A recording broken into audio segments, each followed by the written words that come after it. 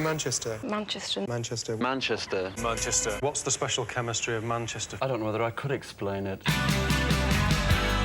Speaking as a fellow Mancunian. The city's not really that desolate. Factory Records own this place. This is the Hacienda. Life-size picture of Tony Wilson's head inside there. Now the history of Joy Division of New Order. Into Sheringham, and Solskjaer has won it! Manchester United are the champions of Europe again. Aguero! Time for another occasion. Manchester have changed the world before. Why on earth can't we go out there and do so again? Hello, listeners. Welcome to this very special edition of Behind the Billboard. A trilogy. A trilogy, no less. The Northern Trilogy. A Northern Trilogy. You've done so well to actually get up here. Well done, guys. Thanks. Well, you know, there was a steam train, wasn't there? And there was a horse-drawn car. And then I think by the end it was... Cobbled roads. On Hugh said you got to get a tram. And I went, a tram? No, it's actually powered by electricity. He genuinely said tram and asked where the heliport is. Anyway, so can we just keep on track, please? Yeah, We'll try. Let's try. We're up in Manchester. We're meeting the great of the good of the Northwest. We're very excited to be broadcasting from the studio of Manchester's premier music and audio specialist, you should be. Gas Music. And we're even more excited to have, as you can hear in front of us, sort of muttering away slightly irritatingly, is the founder of Gas Music, Gary Hilton. Hi. Hi.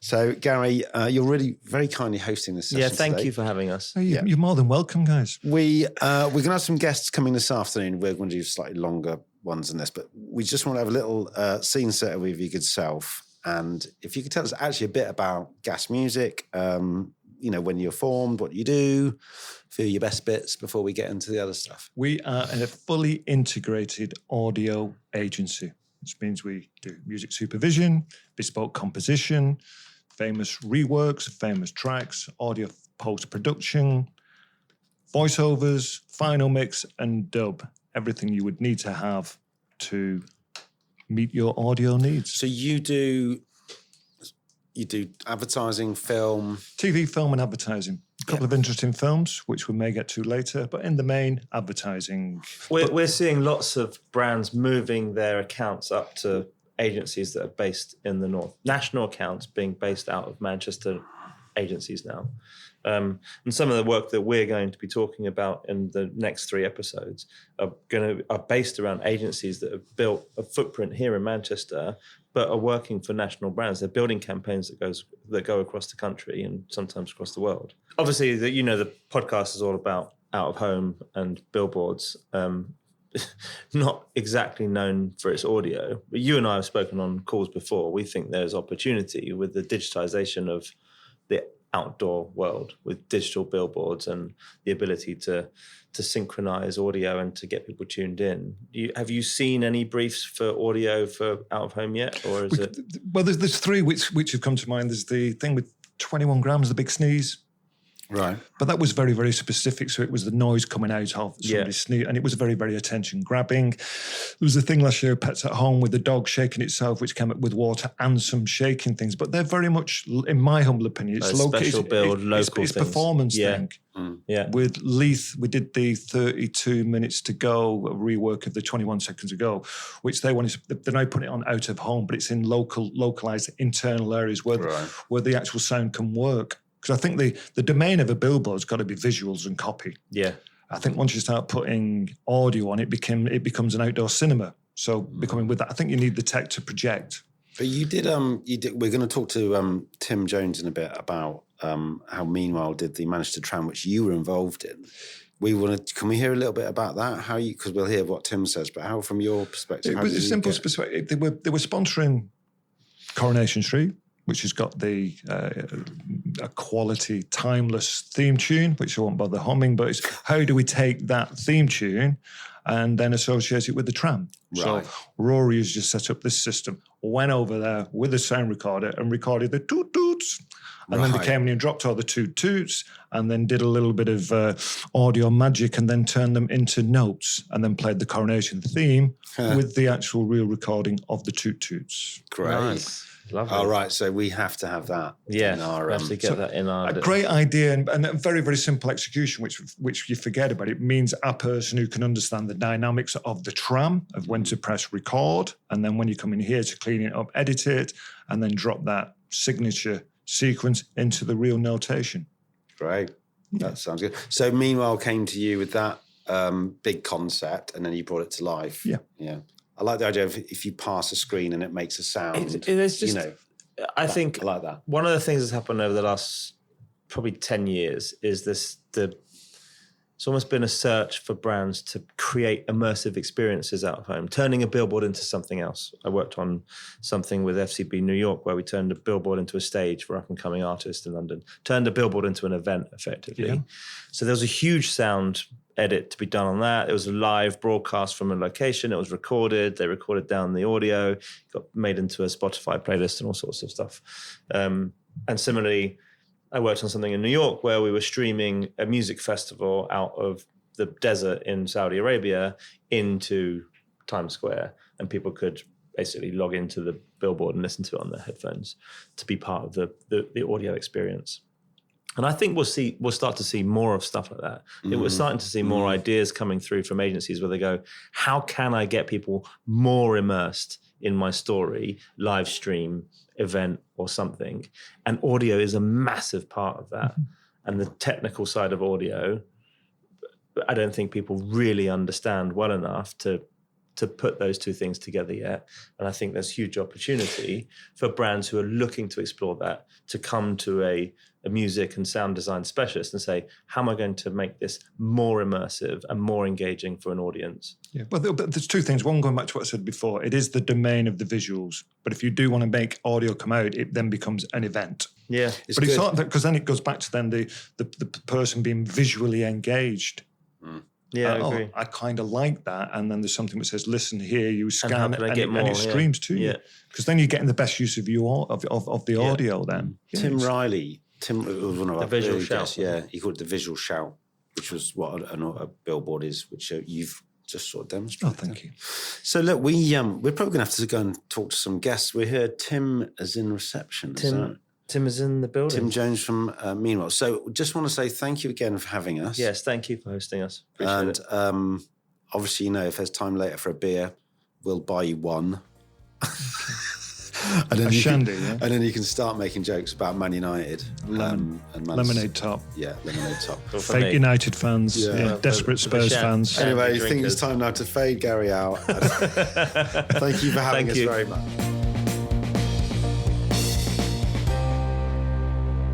Tim Jones, hello. CCO and co-founder of Manchester-based agency Meanwhile. Welcome to the special edition of Behind the Billboard, where we're sitting in the studios of Gas Music. We've sort of said all this already in the first bit, so apologies if we're repeating ourselves, but we're in Media City in Manchester talking with the great and good of the Northwest. And me. No, very much. You were first on the list. Look, you're first in the room. I'm actually just going to do a little Bez shaker there, a little tease of what we're going to talk about. There's actually signed maracas that he was shaking. Tim said there's a great end line, all the Bez. Yeah. I mean, copywriting gold, that's why we hired him. Did you give him that? Just write this, mate. Right, so before we get into it, a quick few Tim facts. So Tim facts. Oh, Tim facts. Tim facts. So Tim, alongside James Cross and Al Marchant, is that what you said? That's right. Is indeed co-founder of Manchester-based agency Meanwhile, which in just 3 short years has created iconic work for clients such as Travel Supermarket, Netflix, Chester Zoo, many more. And won Campaign Startup Agency of the Year in 2023, which is a pretty phenomenal achievement. Round of applause for that one, I think. That must be an amazing feeling. The success is no great surprise, really, because fact number 2, Tim and James are brilliant creatives who've made great work wherever they've been, most famously at the BBC, winning virtually every award under the sun, including a BAFTA for the Tokyo Olympics campaign. Also, they created a 7-metre-long embroidered tapestry for the Russia World Cup, which we believe is still in the National Football Museum in Manchester. It comes in and out. I think it's maybe hanging in a wall in the BBC somewhere. Right. And last fact, Tim originally wanted to be a stuntman and once set himself on fire to get an interview at Fast and Furious 7. That never worked out. Hollywood's lost his advertising game. So, is that true? Is that the one that sometimes he throws in a rogue one and goes, everyone goes, what? Stuntman thing is entirely true. Yeah, he's done his research. He's read a bio somewhere. That was my dream when I was at school.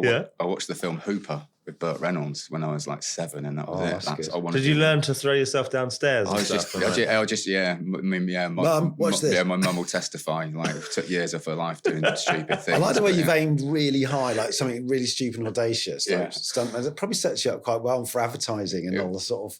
Yeah, it was one of What, those. learning how to throw yourself down the stairs. Sets you up Careers, for advertising. careers advisor at school didn't quite know when I went in for my career, so it's the careers advisors didn't quite know where to point me for that request, so he suggested that I get into landscape gardening. Oh, I love that. So is that what the algorithm says? They're just typing in, let's go, stuntman. Yeah. No, I think I was. you're British, so landscape Yeah. gardener. Honestly, I Work think- experience down the road, Yeah, please. exactly. Yeah. I think I was told, I don't know if I'm making this up, to go to be a priest. Oh, really? Feels I can see that. Actually. Yeah, well, yeah. Anyway, so we want to talk about lots of things, obviously, but the first bit we want to talk about, obviously, what you're doing at the moment. Mhm. And meanwhile, Yeah. how are you? You seem to be on a good roll. What's the latest? Anything you can tell us? Yeah, I mean, yeah, it's an incredible, almost 3 years. Like, it's just like we always like to say that sort of the three of us is a perfect mix because I have almost toxic pessimism. James is almost toxic optimism, and Al's just sort of slap bang in the middle. So I thought we'd be. Can I say that toxic pessimism is very good for being a Man United Yeah, fan. exactly. Yeah, which So is we're great. Not yeah. we're not Yeah. going to get football-y Yeah. too soon. Yeah. So that's a good I mix. thought we'd be designing like menus for the local cafe. So yeah. So anything over and above that, I'm very pleased with. But yeah, That's no, we good. can't believe. Yeah, can't Can believe I how ask, it's gone. where did your name come from? Because I've always wanted to know why. Because it's a great name. Yeah, it's just one of those, and credit to James, really. Like, it's almost the first thing. Like, he had a list of names in his notes, like naming a child, and it was like one of the first things we would have periodic meetings, get together outside of work, and it was one of the first things he mentioned, and it was like, yeah, that's it. Like, because the agency's purpose is just to offer something different. I mean, it's hard because all agencies will say that, but it's what James and I have done all of our careers is kind of just react to what the industry's doing and try what a particular client's doing or a type of work and try and do something different. So So when he said that, it was, and then we went round the houses in typical creative fashion of trying to beat it and came just back to didn't. the And first one. after going round loads of names that sounded like 90s indie bands, we arrived back at Meanwhile. And it's just been it's perfect to have a name like that because it just keeps you honest. So we just use it as our sort of yardstick. It's sort of is this the Meanwhile way to do things, and that goes from the work to the hiring to what the office looks like. Where did Bez sit within the launching of Meanwhile? Because he appears in quite a lot of your comp. Yeah, so it's exactly that really, because we didn't want to launch in the typical agency startup fashion, 3 guys standing in front of a brick wall with their arms folded or in the stairwell. That does work. Yeah, it works as well. So it's just we practice what we preach really. So it's just so what we're going to do, and if you're going to launch an agency in Manchester, then hire Manchester's ultimate hype man, and that was kind of it. And Good. we got in touch with Bez's agent, and was surprisingly reasonable.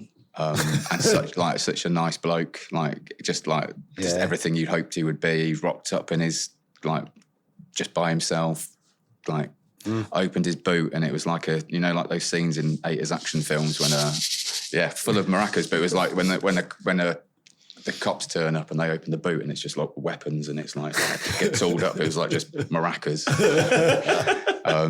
It was great. So then and then we've just and continued.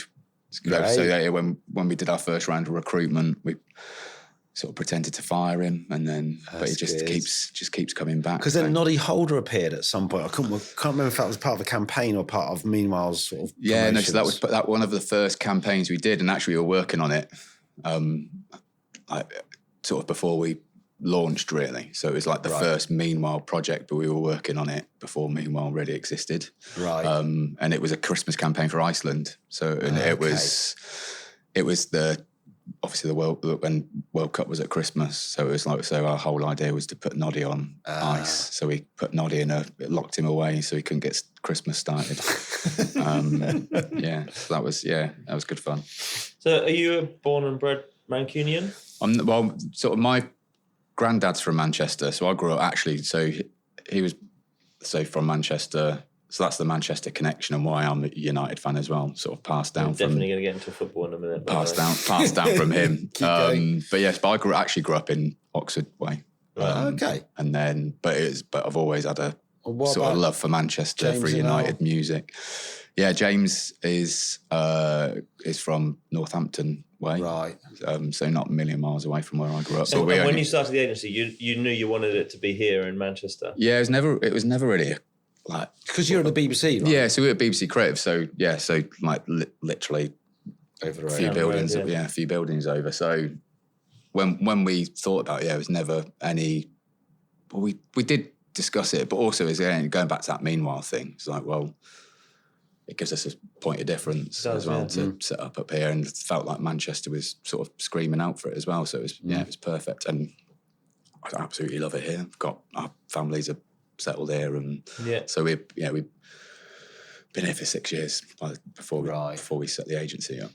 Right. So It's 6 years great. at the BBC and then Yeah, although we actually were here longer than that, but not living here. So fun Right. fact is that James and I actually lived in a cottage together for 2 years Here it while comes. we worked at McCann Manchester because we were commuting. We lived up here during the week and then went back home at the weekends to Wow. see Right. our families. So we Wow. shared a So you must a obviously- romantic cottage in yeah, the no, Manchester so they quite countryside. well be very happy to look. If you've done that, you could probably think, I could probably launch an agency. Yeah, exactly. Yeah, if you can live together, you can launch an agency I together. remember went to New York with Scalzi and they said it was this really difficult brief for BBH and they said, you're going to live uptown. And I was like, okay. And then I didn't realise we were in like the same apartment. Yeah, And there was like actually basically, living. yeah, like literally 2 bedrooms. And you wake up in the morning going, all right, mate. And you go, all right. And then had any ideas? Well, not really. I just went to bed. Yeah, just went to I was bed. going to see you again. We went to the cinema a lot together. So although you could be together, but you didn't have to talk to each other. Right, we have to kick things off. We've got the billboard at the end of my street, which is now brought to you by Super Optimal Design Intelligence for Out of Home. So before we get into your work, the billboard at the end of my street feature. Have you got a classic for us? Yeah, well, Billboard at the end of my street is like, as I walk in, I live in Altrincham, which is sort of South Manchester. Right. And as you walk into town, it's already the first one you get to, but it's one of those digital 6 sheets that is a series of different posters like revolving around every 6 or 10 seconds. I can't quite remember but so when I got there, it was like, oh, the first one I saw was the Tesco one. I was like, I just thought it was interesting that within this, and I think there was about 5 different posters revolving around, but it almost had like, this is a conversation about the state of out of home, right? So it had like a swing of where out of home, like none of those ads are bad, really. Like you could say Tesco's is decent. Actually. Tesco, so it goes from Tesco, I think is great, decent. I really like that, and it's sort of like really, really engaging. Like the Walker's one is like, it's using celebrity to sell itself. Yeah. Who's in that one? It's Messi holding a packet of ready salted crisps. Yeah. You would have thought Messi would be a ready salted fan. He strikes me more of a prawn and cocktail man. Yeah, it's a whole podcast there. Yeah, just like felt like it had it sort of was a good illustration of what out of home is like from the great to the perfectly fine. Yeah, the Tesco's is really. I mean, we had Felipe on a few weeks back, and he was brilliant, and the work is really good. And we were saying how lovely it is to see it in the proper world, running a lot, and you're going, well, look, I think McDonald's do a lot of that, BA stuff. We were saying that the standard seems to be really, well, from our point of view, on the up. But I think you're right. So one of the reasons we use this, you're out there and you've sent us these 3 photos of the 3 of the 5 advertisers that have been running in that loop. And you managed to stop, and it's not the way that people normally watch that screen, obviously, but you stopped and took photos of everything. And it's probably about the right odds, right? At the moment, it's like maybe 1 in 5 is really good. Yeah. It's probably, That's what it was, sort of and maybe 2 of the 5 are okay, and then... Doing a perfectly fine job. You know, if you can have Messi in your ad, then give him a packet of ready salted crisps, why not? Yeah. We saw, Hugh was out yesterday. Hugh came up to Manchester yesterday, came up a day early because he likes to get himself checked into the hotel. And he sent me a picture of a pint of Guinness last night. And and then he was taking photos of the stuff that he saw at the end of his street at the world's most expensive hotel. Yeah, Premier Inn. Premier Inn on Media City. No, it didn't. That was full. Oh, really? Believe it or not. So because it's City and So I was premiering City at Old time. Trafford, which Hugh took one, which I think we could definitely call a topical ad, which Yeah. will get us into our football chat. Yeah. For TNT Sports coverage of the Europa League final, which is that one there. Yeah. So we were chatting about it. Like, he took a photo and sent it to me. We were chatting about it. And as you know, this feature is now sponsored by Super Optimal. So we thought, what better way to test that? Well, we like it. It's pretty simple. There's two teams playing in a final. It's the Europa League final, and it's on TNT Sports. To test whether it's suitable for out of home, which is what Super Optimal can help us do. And we're glad to say it's all good. We're going to put the report on the feed here. And Tim, you can see on the screen there, it's got a kind of eye tracking system that uses machine learning to understand its legibility and whether that's a useful thing for out of home. It also gives you a kind of good scoring system, just a benchmark to say for its suitability. And it came out good. No need to retest. It's funny, isn't it? Because people obviously train to look at the post, then look for the logo. Yeah. Yeah, it's brilliant, isn't it?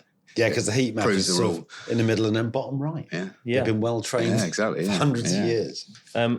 If you look on my screen as well, it kind of gives you the reasons that it's scored well Yeah. as well. So I think it's a pretty good show about what's happening out on the streets right now. I think we keep talking about it, don't we? There is some good stuff happening, and it's good to see it out in the wild. But we were chatting before. I think it's a good opportunity to use stuff like that to sell work as well. Yeah, like it's sort of, we've done it a couple of times, but it's just like I think research can be used better than it is. Can be used sometimes to beat work over the head. Like you said, I think the media agencies use research to help sell media space, and I think there's definitely more that could be I don't know done why creative in our agencies don't do it more. worlds to help sell more creative work.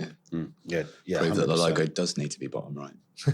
Well, it doesn't always. It's quite interesting because, as I said, I talk to Neil about this stuff quite often. And they've run thousands and thousands and thousands of these reports, and it's some of the results can be surprising. Yeah. So we'll see over the coming months as we run some of these things through the stuff that we see out in the wild. I'm sure there's going to be stuff that we all hate. That is actually quite suitable for our home. It's just because it is taste driven at the end of the day. Anyway, the football. Yeah. Got a big game. Hugh and I both got our shirts with us. I'm up in Manchester. Hugh's come up to Manchester like most Manchester United fans do. Let it go, brother. Let it go. Let's keep professional. I think we need to, may the best, I would say the best team, but may the shittiest. Yeah, well, It's going to be an awful final. The isn't least it? shittiest team will win, I I think. can't keep saying to everyone, I don't really know how to, like, losing would be terrible, but even winning is going to be, okay, they're going to be, it's like, it feels like is it a Band-Aid? It feels like the asterisk. Yeah, but it's also going to be bad because for either team, you end up in the Champions League going, well, we can't even cope with the Premier League, United. So how the fuck would we cope in the Champions? I mean, honestly, I don't. It's just especially that new format Champions League as well, where you're basically going to play all the difficult teams in that league system. I mean, it's good comedy for the neutral, I imagine. Yeah. I think Arsenal fans could be the biggest winners here because they hate us. Don't say that, because James is an Arsenal fan. But They hate us more than anything. But then I can hear. Well, that is true. They don't want It's- anyone. yeah, They would prefer the stadium to implode, I reckon. Let's not get bogged down. Right. So we're going to talk about your first billboard, Tim. Yes. So there's a couple of quite good WKD ads here. Talk us through it. Do you need to see them? I'm sure you remember them. I do. So it was funny because, like I was saying to you guys, the WKD, like, so the agency that I started at, I actually started as a designer. Right. And sort of happened to land in an ad agency, and then sort of noticed over there that these people doing the ideas were sort of the fun a bit. Right. So this brief, like, because there's parallels with the Economist account here. Right. Good. Like, Okay, who would have thought that. WKD and Economist? Very close. So but it was all because so it's a headline driven campaign. Right. It would go into the whole department. Best lines win. They would do a couple of out-of-home campaigns a year, and it would be 5 or 6 headlines. Right. Best 5 or 6 headlines win. Yeah. Obviously, the tone of the headlines is slightly different to The Economist. Yeah. Sort of I like get that. the best pun, the funniest, the weirdest. It was just like a competition in writing the most ridiculous headlines, really. And it kind of, like weirdly, although I'm like as a designer and an art director by trades, that actually like I do most of my work in like writing stuff down, even like the visual stuff I tend to write down and explain. Right. And actually it was like sort of driven by like weirdly that the first billboard I got away was like headline driven stuff. Funny. So yeah, but it was such a good account. One of them says contains no added colouring, and there's bright. Obviously, WKD is bright blue, isn't it? And then it goes right at the bottom, and then the next one is cooking instructions. Don't. And that pretty much sums up the style of headline that was. It was like if you couldn't imagine a guy on the drums at the end doing a little then it didn't. That was the test. It wasn't like a highbrow test. It's like pretty good that you've got them, copies of them. I quite like that. Yeah, is there a diligent Tim system? Yeah, I'm working? a bit of a.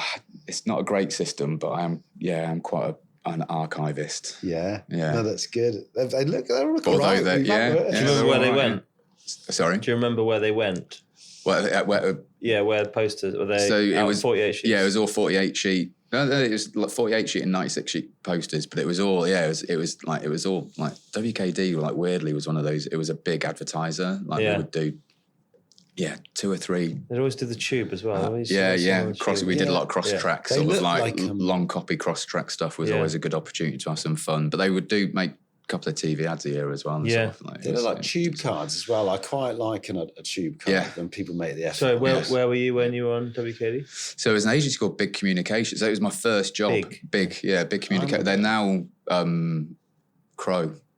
Work backwards. Yeah, work backwards. Always remember that. Yeah, so they've been through a few iterations since it was big. But it was just like this weird. It was a bit of an anomaly. It was like this agency in Leicester, but just punched massively above its weight. Sort of worked on Domino's Pizza, had the Harley Davidson global account. How it was did you great get on place with James? How did you and James get together? So I studied. I was a graphic designer. Right. Went to this agency, but sort of, I don't know whether in my head I think, I wanted to be an art director, or they just realised I was a bit of a ropey designer.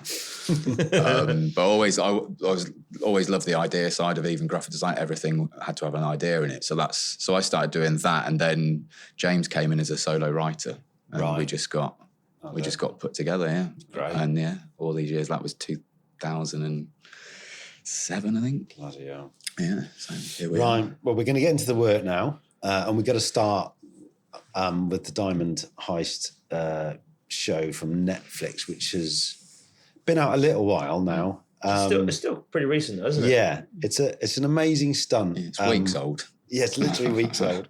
For listeners that haven't seen it, I'll just describe it. It's advertising the show, the Diamond Heist, but then there's a box containing a real 9-carat diamond in a purported glass box on the thing. So it's sort of teasing. And now, has it been stolen? We've heard. Yeah. So did you get someone to steal it? What's the story? It was one of those ideas. So we love working with Netflix because they give you like amazing briefs, and they're just go and come up with as many ideas as you can. Right. And it's usually like 1-page of stuff. Yeah. And then something like this will end up big, and then obviously from that it's like a huge amount of like work that goes into actually producing it. But we just thought, if it's a documentary all about the biggest like attempted diamond heist in the country, so let's try and do that on the high street. So let's just the idea was literally, let's stick a diamond in a billboard and see what happens, and that's where the idea started, and then it went on from there. So. But to give it some sort of control, we also like staged the theft at the end of it. So we always had this plan to stage the theft. So the idea was always stick the diamond in the billboard and see what happens. We'll give the public 48 hours. Yeah. And if nothing happens, then we partnered with this guy called Jeremy Lynch, who's like huge digital content creator. Right. And he sort of like came up with it and said, this is what it is, come up with your own heist. Here are the heist tropes from all those great heist movies. And sort of, because the documentary is exec produced by Guy Ritchie as well, so it all felt like a nice, neat little circle, basically. Did they buy?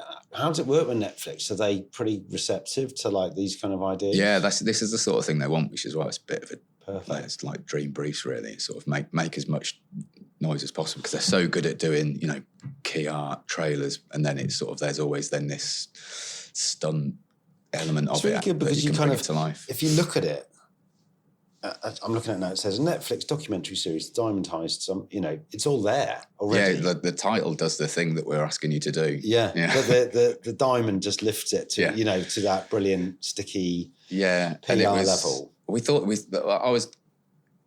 so we put it up and it was there for 40 hours. I thought it would like last 10 minutes. It's like you don't really know what's going to happen. So where was it? Sorry, on Clapham Junction, so it's like Clapham High Street. Maybe there's like a higher sort of quality of exactly, content. Yeah. Well, that's what, yeah. That's, more honest, fun. Yeah, content. and it wasn't. It was the only reason it was there was because it was quite a quick turnaround. It was one of the few sort of billboard sites that was available. Site, and at the right height and all that. Helped you with it, right? Yes, yeah, exactly. Did you know about it? No, I'd left by then. And is it? Sorry, so is it a real diamond? Yeah, but is it really, really small? Yeah, so it's quite a small. So obviously, Yeah. I think we had about $5 or $6 grand to buy a diamond. And so it's like it's a decent, it's a decent diamond. So then obviously for purposes of standout, we created a little glass case for it to sit in, so it'd have a bit of presence. Yeah, exactly. Yeah. So and then it had like a little thing that, you know, the diamond would sit in, but the glass was like sugar glass and all that sort of thing. We had security on site. Yeah. But more for show and the deterrent more than anything else. Yeah. They were briefed if anyone tries to steal it, then just let them do it. It's not like the diamond was you couldn't insure the diamond because when what you stick it happened? on I the just thought. So what happens? So the jobs were done. It's finished. Right. Who's going to get the diamond? It's somewhere in a safe at Netflix, as far as I'm. But this is a funny Shame they couldn't give it to Meanwhile. Bless them. Yeah, exactly. Yeah, it's payment. But bless the marketing director that we worked on with Netflix. Is like, so we did all of the stunt and we did the filming and I think we wrapped at like midnight on a Wednesday night. And he had to take the diamond at midnight and travels across London. It's like just try not to walk around London like you've got a diamond, a £5 diamond. Well, you know that walk. Yeah, exactly. But also, I think it got picked up in the press, and I think some journalist just Googled 9-carat diamond value and like it came back with 750 grand or something like that. So the first headline that went out, the first headline that went out was 750 grand diamond on. So we thought, well, this is definitely going to get nicked out. But in a way, I was slightly let down by the great British public for not trying to nick it. So did no one try and nick it? No. So Lee Wenham, he's the star of the show, and there's a picture of him holding the sun and saying, "I'm only here for the beers." Did you meet him?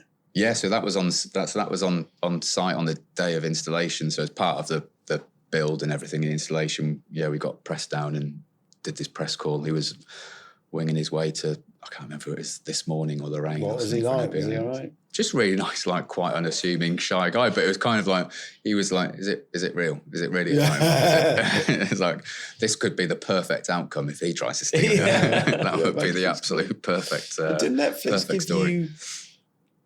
Did they say, hey, his project, off you go? Or do you have to pitch for it? Do you have a bit of their account now? Or you've just done a project for them and then they sort of give themselves to lots of different agencies? Yeah, so we just work with them project to project and they work quite nicely and quite smartly as they almost go to a few preferred partners. You know, we're not retained by them. No. And like I say, they're so good at the core elements of a campaign that you need to build around a release, but then like they like to do all these little because they've got bits like and a pieces. Reversioning agency. They master their key art internally. Yeah. That gets sent to a reversioning and there's agency. such a science behind all of that. And honestly, it's a machine. That stuff, and it always looks so good. So they'll give us a brief and say, "It's this property we want to stunt. We'll do a creative sprint for a week, present like 15 ideas back to them, and then they'll go, well, we're like, these 3 have potential, and then we'll do another week. And then at the end of that, it'll be, So they play quite a one. role in the creative process. Yeah, definitely. They're great. They're brilliant partners because they're just so smart and they're just so, and they have, you know, like we've got some amazing, I don't want to sound like this is a giving the BBC a kick because we've got some amazing work there. But to go to the BBC and we've got Mike, that's all right. I'll pause there. But we would, if you went to the BBC and said, let's stick a diamond in a billboard, the risk assessment and legal team would have like... Well, the media team but sort of the expectation at Netflix is to do something like that. Like, I just think a bit more edge. Yeah, a bit more edge. Bit like there's just like, and there's an autonomy to act, to think there as well, and do great sure stuff. They in their marketing spends they carve out budget to do interesting things as part of the big releases. And I think they invest wise. Like, so, we've done creative sprints that haven't yield anything. Love the work, but it's not right or whatever, or that someone else has come up with something better. But that we get, what's great is that we don't, there's an investment in the ideas, so we get a little bit of money for the ideas, no matter what happens. So it's just nice that someone is invested in that level of creative. It's quite interesting because you leave BBC, go to do Meanwhile, and then like one of your big things is like a brand with shows. So I suppose you and James have got that hard muscle already, and then you might go, oh God, this is exciting because we can just be a bit more out there with some of the ideas. Yeah, I know what you're saying about the BBC. I was there for a bit. I don't know if we bumped into each other. Yeah, or not. we crossed paths a little. I think it was like back end of COVID, was it? Yeah. So it was like, I was and we were in Manchester. Doctor Who, and fucking hell. I mean, it was like I was like, yeah, you have to work hard to get stuff. There's so many people something out of it. That's Doctor Who. Doctor Who wouldn't do that. I'm going, well, maybe that's why we should do it. And it was, oh my God. It was all right in the end, but it felt, like you're saying, or like Gary said actually at the intro, about the hoops you got to go through, whereas Netflix, you're probably talking to the source. But much more is to go, right, if they buy it. Yeah, and like I said, the marketing teams are split into different, like quite small and relative, like they seem quite, I don't know, they might not think they are, but to like the outside looking in, they seem quite nimble and they seem to have an autonomy within those teams and not like feeding up a chain. Like you're sort of presenting to the people that are making those decisions as well. It's really good, and hopefully more to come. We should move on to a supermarket, travel supermarket. So we did actually speak to Rachel a bit about this, but then we really did. We loved the headlines, the campaign you did, the launch campaign. But the one we really wanted to talk a bit more about, I suppose briefly, because Rachel did, was the inflatables. And the fact, it's just such a brilliant bit of work. As you know, for posters, it's billboards, special build. It's like a kind of stop me moment. It's like a Nils Leonard talks about, would you take a photograph of this and put it? I mean, even if I wasn't doing this show and involved in the business, I would just, tell us a bit about how this came about, because it's a great bit of work.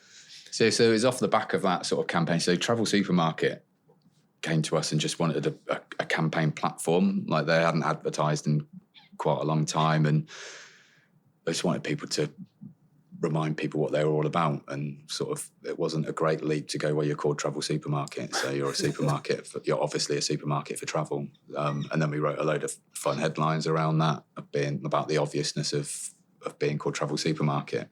And as part of that, we created this like a bit of key art and a bit of like that they could use all over the place with this sort of these pool inflatables stacked in a trolley.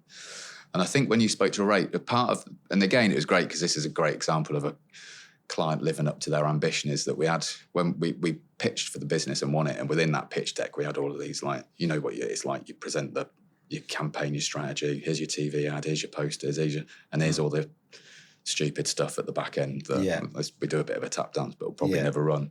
Yeah. And we had some sort of special build stuff in that, and the client about 6 or 9 months later circled back to that and said, oh, got a bit of money, let's do one of those. And I think when you spoke to Rach, it was a massive shelf wobbler. That's right. Yeah. Yeah. I think coming out of the poster, which is hilarious. And it was, again, that sort of died in health and safety risk assessment land of like, well, if we have inclement weather, then nobody wants to be in the press for injuring someone with a giant shelf wobbler flapping down the street in Manchester. So we did it, and then it was going to be a giant till receipt that sort of like was protruding out from the poster site. Right. I think we had similar, and then it was like the answer was staring. So I think we had this piece of key art that was an image that we shot of these inflatables in this trolley. So we said, well, let's do that, but let's put that on the poster. So that's sort of been physical. around. Yeah. So that formed part of right. our sort of our initial campaign output was this image. So you just say bring that to life. Because it was like supermarket, brilliant travel. So it's a trolley with inflatable, and that was kind of our sort of hero image of the campaign when it came out. So it was like, well, let's do that for real, but let's do it with 107. Because I can't remember if we asked Rachel, but how did they stick on? And how do they not blow around? Because Manchester's pretty windy. Yeah, well, I think we were lucky with the weather. And I think to your point, it wasn't actually up for that long. It was like get it up. It's a bit of a stop people in their tracks. Get people it's a bit of a story. It's not the people that walk past the billboard. It's the people that see it online and talk about it and share it. So it wasn't up for that long. So and luckily, while it was up, we had decent weather. Yeah. But and yeah, it so was the Build Hollywood team that. Yeah, Build Hollywood. Yeah. So we fabricated it all at their production facility, and it was like literally just like built up in panels basically, and like attached. We had tried all sorts of things. Client was worried about people walking, like seeing it and throwing walking past with darts at it and burst. So we were like, well, we'll fill it with foam, and then that didn't work. So in the end, it was just literally what you see. It was a load of inflatables blown up with air. Sometimes the easiest solution is the We went solution. around all the complicated You can trust solutions. people not to steal a diamond. You can trust them not to throw a dart. I think it's funny, isn't it? Because when you're doing these things, and like again, you go worst case scenario. Worst case scenario. All So the you time, think the absolute worst of everyone, and actually that almost never happens. Do you think how many people walking out with a set of darts in their pocket who would then actually or be bothered to go home and I'll just nip home and get my darts, and then throw it? And I remember doing one of these augmented reality things and telling the client, well, we'll have people out, a street team out there, encouraging people to do it. And the client was like, well, no, people will just do it. And I was like, they won't. Yeah. They won't. You need to have, and we would astroturf scenes. So we'd have actors come in, play the scene, walk off, and then people would get involved and do it, Yeah. And it's the same with this. I'm sure if you saw, if it was a bit more of a contentious client or one person had a pile of darts there and would start throwing them, other people would get involved. But no one's just going to go home and get the darts and start throwing them at inflatables, I'm afraid. Have you seen those inflatables? Let's go and destroy them. There'll be a Reddit channel somewhere now for dart throwing at billboards. Well, the next one that goes up, we did it and got away with it. If someone does it again, then that idea has been seeded now. Yeah, it is a bit unlevel playing field at times, because like in the old days, people would just quite often just do stuff and say, fine, just see if we get away with it, and whereas now the hoops you go through, not just internally, I think there's but with the engagement factor, you would do it and hope for the best, because we've done loads of these sorts of things in the past, and sort of like we've been around long enough, unfortunately, to be doing things before the advent of social media. But now, because that engagement is now expected, then you do have to control how it gets out. Stick something up and hope for the best. It's not really an option anymore. You got to stick it up and like with the Diamond Heist thing, stick it up and hope for the best, but then have a backup, and then have a social media influencer to come and nick it if no one else does. Like you said, it's the back of the pitch deck. It's the ideas that it's the icing on the cake, or it's here's an opportunity for your out of home to become socially viral. Here's an opportunity to take your out of home to a different audience, not just the 25,000 people that go past it every day in the 2 weeks that it's up. How do we get another message out there? And it's like we have clients now that come to us to do that, which is great. That's what Netflix come to us to do, because they see the value and they see the power, and they said, oh well, you did that one, so can we have one of those, please? So we're here at Gas Music and Sound Design, and we were talking to Gary earlier, and we talked about the Coronation Street Champs, which is exactly what we're going to talk to you about. So tell us about how this all came about first, and then we can get into how. So again, it's one of those, and I don't know if it's a chicken and egg thing, but we did a tram stop takeover for Chester Zoo. We wrapped a tram and we changed the St. Peter's Square tram stop to St. Cheetah's Square, because why wouldn't you? Very nice. So then it was one of those things. It's like, oh, they did a tram wrap, and then can you do a tram wrap? So it came into the agency as can we do an interesting tram wrap? So we sort of started that process. Nice idea for the tram wrap. You know, each of the tram doors will open, and it'll be the tram wrap will look like you're walking into a different iconic place from Coronation Street. Did Coronation Street approached you? So it was for the Coronation Street tour. So ITV approached us. Yeah. So it's to promote the Coronation Street tour, where you can go in you can go in the Rovers, you can go into Roy's Rolls. So all of oh really? It's like a studio tour. Yeah, exactly, studio tour. So the tram. So we wrapped the tram. And every door that opened as if it was the Rovers or Roy's Rolls, whatever it was, which was fun. And then it's just an example of never sort of settling and always seeing what's the extra little meanwhile thing we can layer on this. Right.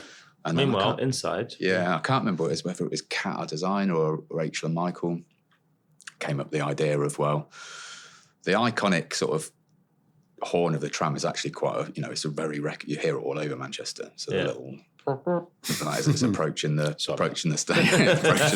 tram stop. And then we've got like Corrie, it has this like the most iconic theme tune. So it's like, let's bring those two icons of Manchester together to create a uniquely iconic moment. So it's like, so it's sort of, we've got the Corrie wrap tram, came to the guys here at Gas and said, can you do the Corrie theme? Yeah. But make it sound like a tram. Great. And they did, and they could. So then Gas did that, like a demo for you, and then you did a bit of to and froing, and then it was played in the tram when the tram was going along? So the tram makes that little, it's the tram is approaching sort of like little toot toot. So the toot toot on that tram became the yeah. Very good. And at the end we changed the tram stop is just across the way, sort of changed that to Weatherfield North. Oh, sorry. So instead of a toot toot, it would go on the tram. Yeah. But then when I'm in the tram, was it playing? No, it was just it was like the. It was the driver's button. It gets you to the. Yeah. They sometimes do things on the underground in London, don't they, where they get someone famous. Yeah, and they do the announcements. Yeah, and we did talk about. I think we talked about that as well. Actually, the tram announcements would be like one of the characters. But it's we were talking earlier with Gary about music and outdoor and not on traditional billboards, but how does music or sound become more of a thing as we go forward? Because visuals are going crazy now. Yeah. But sound, I suppose it doesn't seem to have such a place, but something like that is pretty cool. Yeah. And it's sort of, again, it was just, I think we pitched it on an email, just like, it would be good if we did that, wouldn't it? And they were up for it. So. And as part of the idea, it's perfect, right? Even if I don't see that tram, but I hear it, I'll go, oh, it's Coronation. Yeah, and again, it's sort of it's 100 people might experience it, but hopefully exponentially more. It's people one of those things. If it leaves, just did that or film it. So it makes a memory for someone. They go, "That was funny." They tell a friend. They heard it. It's fun, isn't it? It's a win. Yeah, it's good. We're going to do a quick bit of park run now. So this is something we spotted actually for one of our features. The Ooh That's Nice. Well, it's Ooh That's Nice now. I think at the time it was just called The Update, but we loved this. It was these brilliant posters which were they were GP's prescription notes, weren't they, to people? It just says park run on it, and it was for mental health, wasn't it? Yeah. I mean, really outstanding work, and just really made you look at it. It just doesn't look like anything we've seen before. It's something really. Tell us a bit about that if you can, just briefly, because it's how you got it and how you executed it it's really lovely. Yeah. So it was.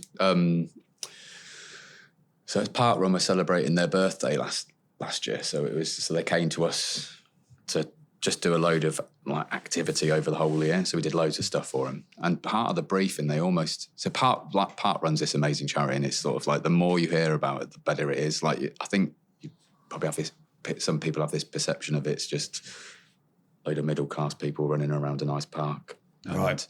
But actually, it's sort of obviously. The fitness thing is one thing, but there's so many more benefits to it from a mental health point of view, and that's kind of what they came to us to talk to us about. And actually, they gave us threw away these amazing like little nuggets, like when they were briefing us. Right. One of them was success to them looks like the average PB going down. Right. So getting slower. Like we want our average 5Ks to get slower, not faster, because that means there's more people doing actually, it. Yeah. We're not really for Elite runners, yeah. And then the second one was because that just means there's more people doing it. And yeah, there's exactly. More people getting off their couch. And there's people walking it, and and all that. So, and the other thing was that actually doctors prescribe parkrun, and just like throw it away in a little line within the briefing session, straight in the pad. So then then again we just did a load of ideas. Rachel and Michael had this literally this GIF in their deck where it was just different scripts, parkrun, as prescribed by doctors, and it's like, oh my god, that's it. But that was in February, right? So when we started working on it, so we sat on it until October when it was World Mental Health Day, basically. So it was like the perfect time to get this out is like one day, really focused, such a simple, clean idea. That's the time to do it, right? So we sat on it until then, and then. If you remember, the day before it was due to go out, and the pacers were out pacing the posters up the Uncommon. Prescription thing came out. I was like, oh god, it's killed it. But actually, it made it lit a fire under. I think it was like because the two things happened at the same time. Yeah, one fed off the other, and it was perfect. So that was a story, really. I think the thing with that is, we did spot that, and we had a few people write to us going, "Oh, have you not seen this?" We're going, "Yeah, of course we have," but they're just different, and there's nothing wrong with that. There's no way either of you had gone coming off a similar insight. I think it's great. More power to people trying to help people with mental health. But also, it's sort of like proves it's a good idea. Yeah, exactly. And parkrun held their nerve as well for such a simple art direction to go out like that as well, with like pretty much the logo being. It's outstanding. Did you say they were a charity? It's a charity. Yeah. Who did you get everyone in the agency to write them? Yeah, we had thousands. Sort of got a mate who's a doctor and got them to in classic squiggle writing. Well, it's because it's a fine line because it's like in reality, sort of like a doctor's handwriting should be completely illegible, but you just got to pull it back enough that you can actually read parkrun. And that was the beauty of doing fly just post. write it with your wrong hand. Yeah, exactly. Fly post post and allowed us to sort of play with sort of like a couple of out of 6. As long as you can read a couple, then you'll get the idea for the rest of them. And they went everywhere. They went wild postings. So fly. Yeah, so fly postings. Yeah, but then Jack again. Yeah. You like them, don't you? Yeah, well, and sort of they are a good group. Yeah, they Jack and Build Hollywood part of the same. Oh, okay. And they did us a massive favour on the media because it being a charity and parkrun not having. No, they're a great team over there, and they also embrace something that's slightly different. So we did I know we're not going to talk about. They did Live Share with them as well, which was a charity thing, and they got us loads of sites for next to nothing. No, they're brilliant. We better move on. We've got a few to get through, so excuse us if we rush a bit. But talk faster. Yeah, it's our fault though because we were a bit slow at the beginning. So sorry. Chester Zoo. We wanted to talk to you a bit about this because you did the launch campaign, which sort of beautiful posters of eyes and the animals. But then this follow-up campaign features people's photo reel actually on the posters. Tell us about that, because that's quite an interesting, really different approach. Yeah. So again, it was one of those light bulb moments. And again, it was Rachel and Michael. Right. And we had gone through like a deck of ideas. And then I think they had just thought of this like the minutes before they came into the review. And it was like one slide at the end. And it was like, had this thing. Because we've been chatting about the brief, and we had all been to Chester Zoo, and we were all different ages, different stages in life. I got 2 kids. Yeah. Rachel went on a date day and all of this, and we were sort of like scrolling through everyone's camera rolls, like everyone's looks different, and and that's kind of the whole brief for Chester Zoo every year is like it's this amazing place that it's so vast, so huge. There's so much to do there. There's so many experiences that you kind of I'll have a different day out to you'll have a different day out. I could have a different day out this weekend to the one next weekend because the weather might change or an animal might not turn up and all that sort of stuff. So true, but that's kind of like the benefit of it because like it's a really well run. Again, it's a charity. It's a charity. They're designed to look after the animals and fund conservation projects. Built from an insight, right? Because I did it myself. I'm like, I remember we did this, and scroll through Yeah. your Yeah, photo yeah. reel to get to the point where all the green is there. Because I remember we were staring at animals, Yeah. or I remember we were in this dark thing, or remember the kids were eating ice creams, and you get to the point, and surrounding that are all the photos from the day. Yeah, and another creative team, Jen and Mark, who were freelancing for us at the time, they went and it pissed down. So it's all ponchos and but there's loads of stuff to do inside. So there's so then we just, so that was kind of the insight there. And it's just like that as posters, I love posters that like sort of make you lean in. So we work with Notorious, who plan the media there, to sort of get sites where there's a bit more dwell time and sites where we could have lots of executions next to each other, so you can really get that sense of everyone having a Did you different day send out. out people to take the photographs for a day at the zoo and So we had get a grid like that? Yeah, so we had shot we of actually iPhone ended stuff. up using Jen and Mart's rainy day one. Yeah. And then we had a couple. So we filmed a TV ad there, and we had a big we staged a family day out, we staged a couple's day out, but then we had I sent a professional photographer, because you always see people walking around Chester with these big lenses. So then we'd have the really good looking animal one, and then we had one. We just went through what are all the people, what are the insights, and sort of think someone's nan had been, and it was all out of focus and thumbs over lenses. So we did that execution. There was these teenagers that just went around all the creepy crawlies, and there's this complete dark back cave. So everything and then we got an Instagram influencer to do there. So it's all dead pose, and it's all them and hardly any animals. And it's kind of all of those little insights. Did you do it online as well as a digital piece, or was it all? Yeah, and then it all lived online, and and within that camera and digital sites as well. So within that camera roll, there was the odd little video playing as well. So it's a really nice, like you said, it's a lovely insight. And then that thing, I love that thing you just said about, because we went to Broadstairs the other day, and it's just all beach. So we just took loads of photos. Goes that's the beach bit. Yeah. Quickly go there, but like you said, it lives up to One Zoo Endless Adventures. Yeah. You can believe that. Right? Yeah. And then it's really lovely bit of work. And we did the one. We also did the one where it was green bush, tiger. And that's finally, if you're lucky. Yeah. Right. So we got 3 more to go at. So Tim, you decide how much energy you want to put into each one. No, I'm good. So we've got Tombola. Yeah. And we've got a couple of BBCs. Yeah. So what would you like? I just wanted to put the Tombola on because it links to the advice I got. So just being about being contextual, and also sort of using out of home as a medium as itself, and not trying to squeeze matching luggage. So we did this TV ad for Tombola for the campaign. We created this campaign platform, Open for Fun, and we wrote a song, and we did this music video, and it was all this thing. And when it came to out of home, it was we don't just want to crowbar music, the lyrics or the performer just thumbs up in a poster site and all that sort of stuff. So Open for Fun's really all about Tombola bringing a little bit of fun in life's in-between moments. And then we sort of started to go, well, actually most out of home, if you book it right, is at those moments. It's like sitting at a bus stop. It's, and then we bought the panels on the back of toilet cubicles and all that sort of stuff, because we did a bit of research, and actually most people played Tombola on the toilet was the research insight that came back. So then we sat about all right, well, let's write for those moments. Let's write. So if you're sitting in a bus stop, what are you going to do? So we wrote, it's about as much fun. One as of you the can have headlines in a bus says stop. it's more entertaining reading this poster, but you're sort of reading the poster. Yeah, exactly. Yeah. So then there was roadside stuff, and then we did motorway service stations and all that. So it was just a really good fun. I think we ended up writing about 20 odd posters.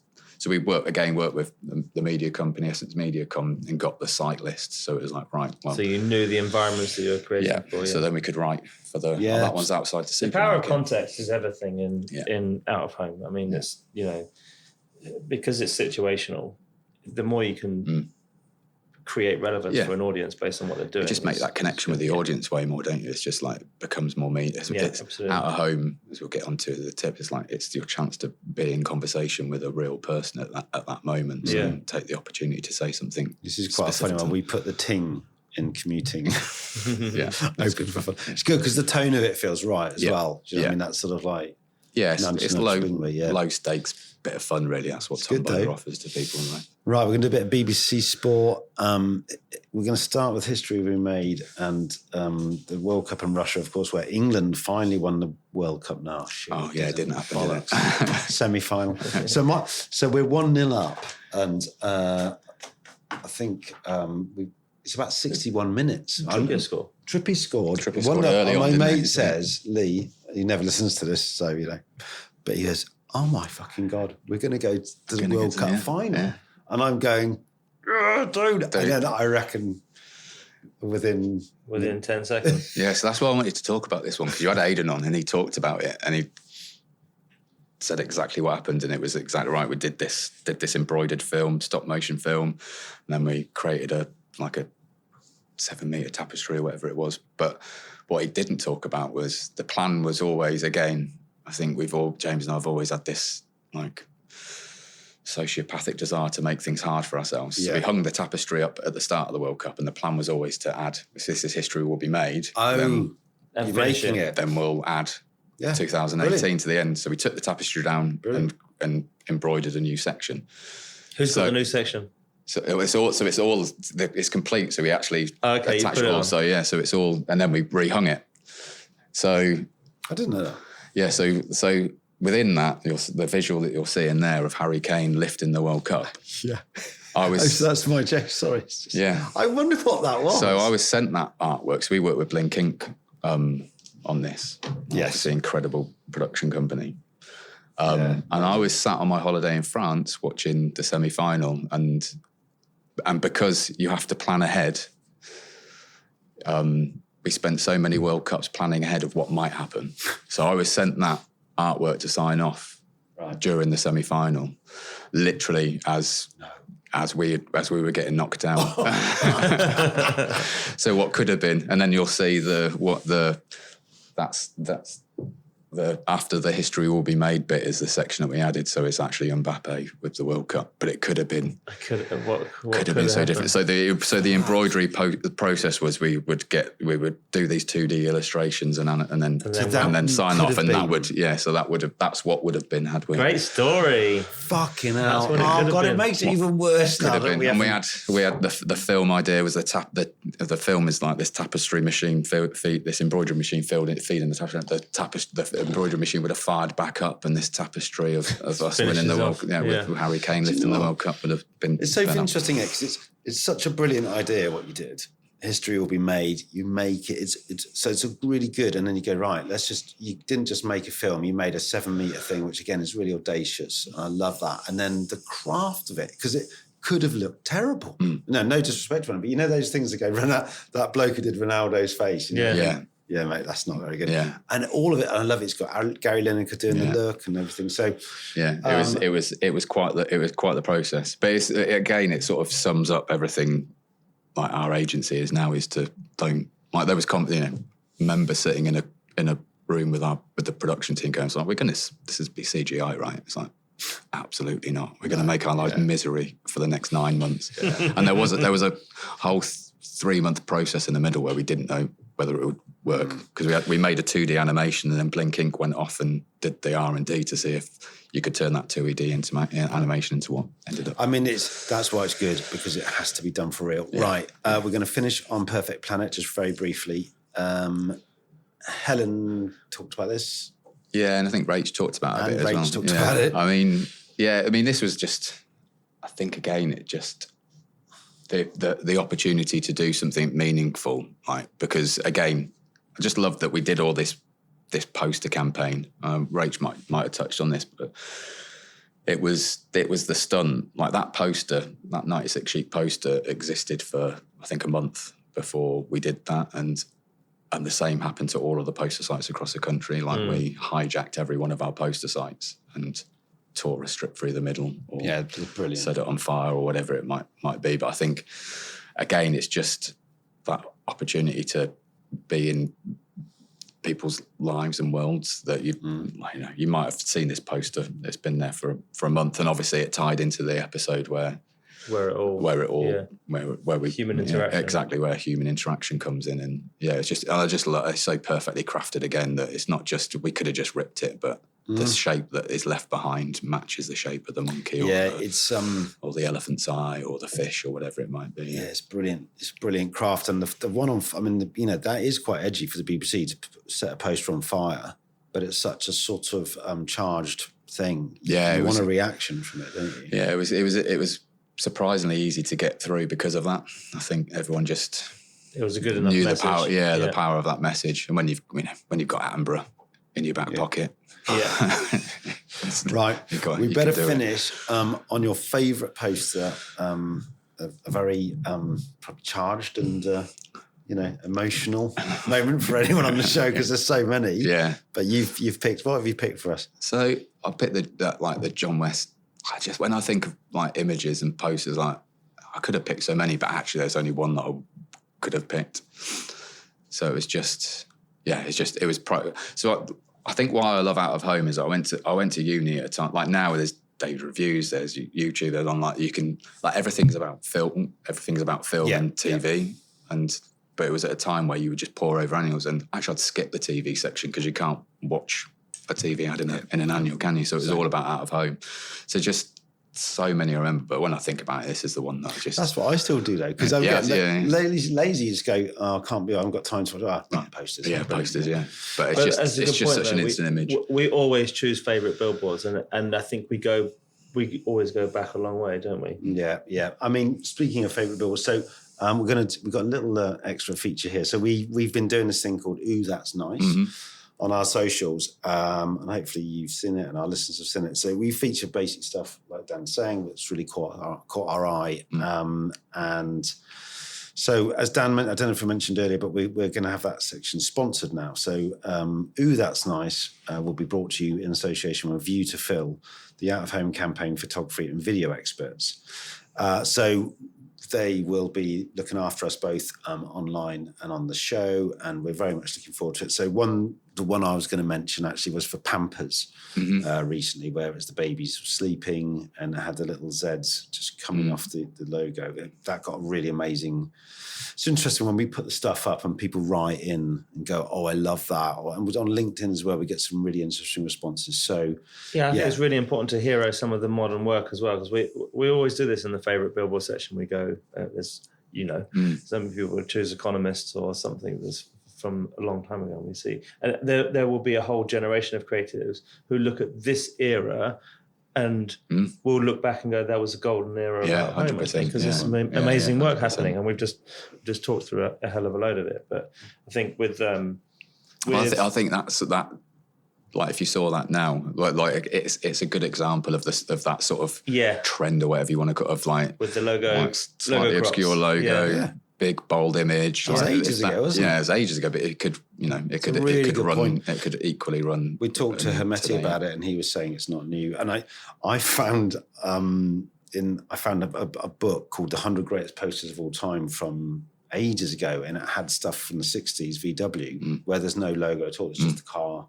And it's just a thing, but we're pleased it's a thing now because the work is really getting good. That's really you can see people really. That's. But I think I don't know. Yeah, just think brands and seeing the power of Out of Home. Like we saw a massive, like when I started the BBC, we barely made a poster, but over the 6 years we were there, sort of it's the on tide trend, shift. Because people in have fact, we got a note the other day, of it. didn't we, on social to say that it's great to have a podcast like ours championing Out of Home work, because it's really helping cut through to the agencies and to creative teams, and it's creating more good work. It's good to know that people see this stuff and get inspired by it. And just going back to View to Fill, who are new sponsors of this section of Ooh, That's Nice.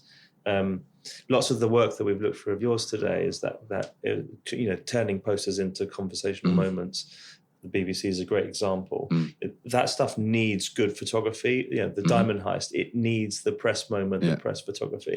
And what's nice about View to Fill and their sponsorship is that they're there to champion Out of Home work by going out and photographing it professionally and making sure you've got the video assets you want to kind of take campaigns beyond the media. That Yeah, 100%. Yeah, Yeah, it's good to have them sponsor. It's a shame they weren't around years ago because quite a lot of people say, "Oh, I did this amazing poster." Unless you took your photo yourself, you haven't got it. Yeah, It's like, oh god. Yeah, definitely. Let's just finish on your tips for great out of home. Try and remember what I wrote now. Yeah, but I mean, it's that contextual point basically. I think I've loved out of home my whole career, and it's like so nice that now people are asking for it. Yeah, But I think it's the one remaining, because when you're on social, you're scrolling through, and it's a bit of an intro. But I don't know. I think like out of home, like it's that opportunity to have a proper conversation with someone, proper part of someone's life. As long as you do it properly, and you use that to entertain, to delight, but I always think about the context. Some like, what is that person doing? Like I say with the tombola stuff, or even the Chester Zoo stuff. Like you've got a moment to sort of tell a bit of a story, but think about contextually where that person's at. Are they waiting at the bus? Are they bored? Are they happy? Are they excited to use that? Yeah. Are they sat on the bog wondering what to do with the 5 minutes there? Yeah. It's that one, isn't it? It's the non-skippable medium. Because just about everything now you can filter out. Yeah. And you can't, unless you get no, you can't. Your eyes are there. Yeah, exactly. Well, I think it's the choice. It's the choice that the person looking at them. So if they've got a choice between looking at it or not, then make sure you give them a reason to look at it. That's brilliant. Thank you, Tim. Thank you for coming in. It really means a lot to us, and for this setup here in Manchester. So hopefully we'll see you again, maybe in London next time, or we'll see James or Rachel. I don't know. But it's been lovely chatting, and come on United, that's all I can say.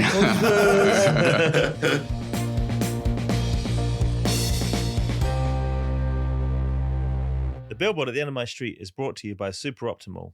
Design intelligence for out of home. Super Optimal delivers simple, machine-driven analysis and actionable insights for reviewing and improving out of home ad design. Designers and media teams can quickly analyze billboard and poster designs, gain optimization feedback, and deliver out-of-home design that is fit for purpose. Test and learn. Make informed design decisions and elevate your out-of-home campaigns at superoptimal.ai. Ooh, That's Nice is brought to you by View to Fill, the out-of-home campaign photography and video experts. View to Fill have spent a decade mastering the art of out-of-home campaign capture. They know how these campaigns run: adaptive display schedules, dynamic creatives, and high expectations. That's why brands trust them to deliver stunning photography and next-level videography. From drones to time-lapse and motion capture, View to Fill turn your campaign into powerful content that lives far beyond the humble billboard. Because out-of-home campaigns are not just about being seen, it's about being remembered and creating a legacy. Want to future-proof your next campaign? Visit View to Fill to capture the essence of your campaign. Our music is sponsored by Gas Music, delivering sound, music, and magic.